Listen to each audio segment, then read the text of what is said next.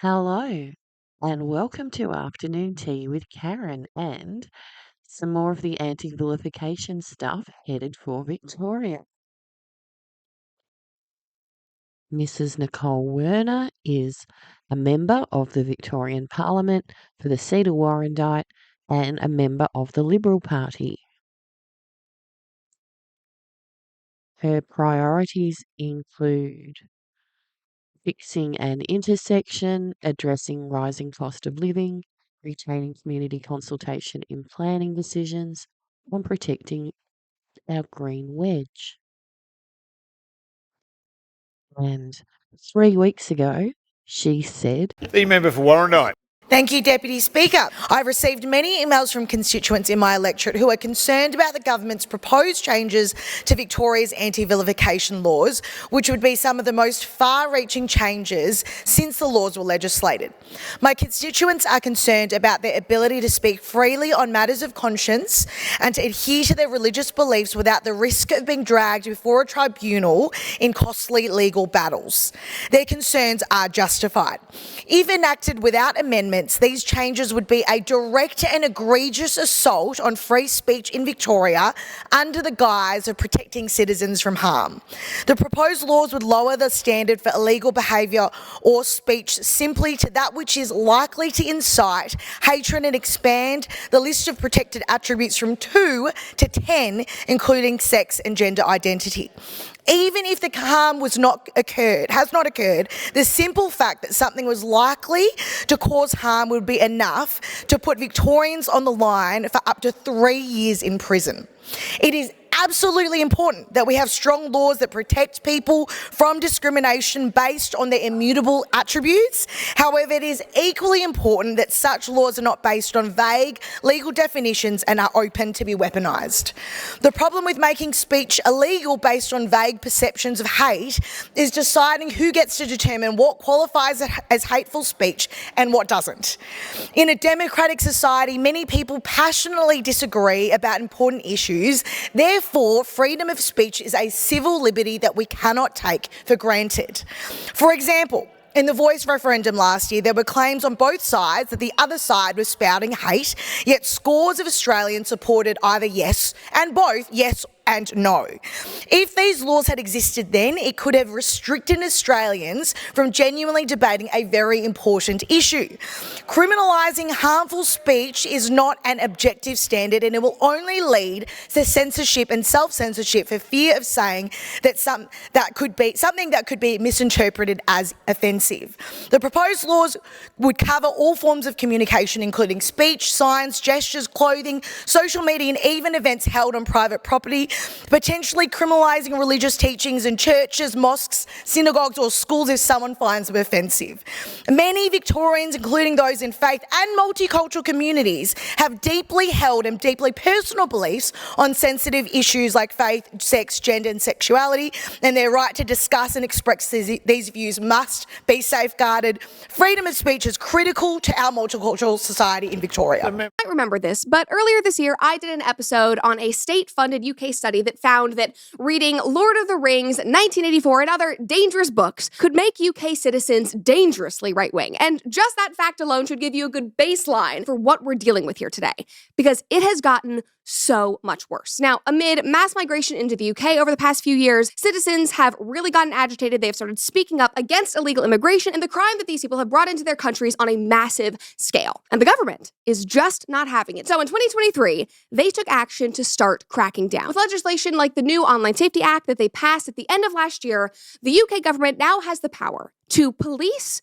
monitor, and censor social media activity that they deem dangerous. No, don't like that. One headline reads, the UK's controversial Online Safety Act is now law. The UK government says that its Online Safety Act will protect people, particularly children, on the internet. Critics say that it's ineffective against dangerous misinformation and may be a threat to privacy. Well, after a year of this legislation being in action, we can wholeheartedly say that it has, in fact, been a threat to privacy and is a new arm of political prosecution, because they quickly jumped from let's protect citizens and keep kids safe online to let's jail people whose opinions threaten our power. Literally, read this headline. UK to imprison people who view far-right propaganda online for up to 15 years. What the hell? So literally, watch out, UK viewers. I don't know if they consider my channel far-right propaganda, but be careful. I don't want any of you guys ending up in prison because you really like the comment section. But I mean, all jokes aside, even though that really isn't a joke, unfortunately, the stories that have come out over the past few months have been chilling. And once again, they should remind us all why we fight so hard to be able to speak freely. Because any framework that once existed to protect speech in the UK has been effectively dismantled by these laws. I mean, just this summer, a 63-year-old Jewish father was arrested in front of his kids for attacking a rabbi in a private Facebook post. In this post, which was just a comment on a friend's post, he said that this rabbi was a creep, a fake rabbi, and he used the slur Cabo, I believe that's how you say it, to describe him in conversations with this friend. And for that, he spent 12 hours behind bars, and his case has now been moved to court to determine whether he engaged in malicious communications. They are saying that he, a Jewish man, is anti-Semitic because he does not like this particular rabbi and spoke about it publicly. It is literally unreal, but it does not stop there. A British feminist writer was investigated this year by the police because a trans man in the Netherlands reported her tweets as hate crimes. Another woman's tweets about pro-Palestine protests landed her in a year-long police investigation because she was tweeting about protests. And guys, this one is even crazier, if you can imagine. A young woman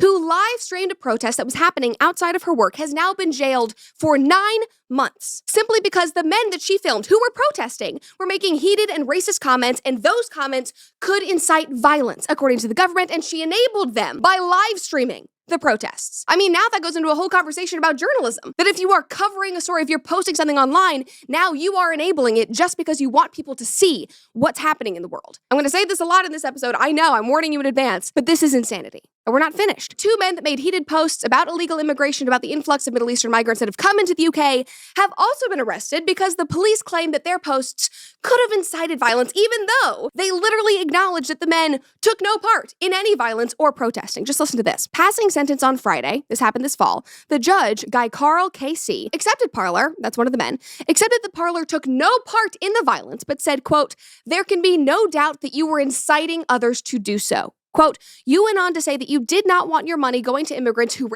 our kids and get priority. You were encouraging others to attack a hotel which you knew was occupied by refugees and asylum seekers." Just because of a post. A post that, yeah, might be a little edgy, but he didn't do anything in real life. Another person, guys, was sentenced to 20 months behind bars for saying that they didn't want to pay for illegal aliens with their tax dollars. Just listen to what this judge had to say. You went on to say that you did not want your money going to immigrants who, quote, "our kids and get priority," end quote.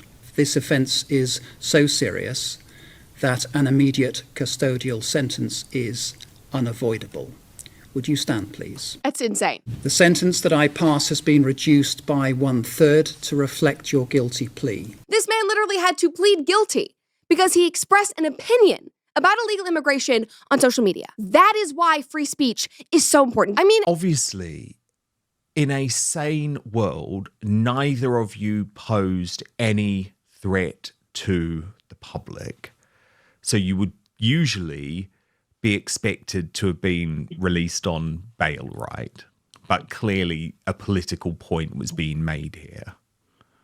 100%, yeah. The whole point of the whole thing was just to silence people, stop people having a voice, free speech. The things that people have been getting locked up for are ludicrous, and it's then life's affected. Like Cameron's life will be affected now. She might not get over this for a long period of time. She might not get over it at all. It's certainly affected me. It's affected my health, and it's just been done for one reason only, and that is to quell free speech and to shut everything down. And let's be honest, and this was because people were saying certain things about certain individuals that we now know to be true. Well, indeed. And I do want to come to that.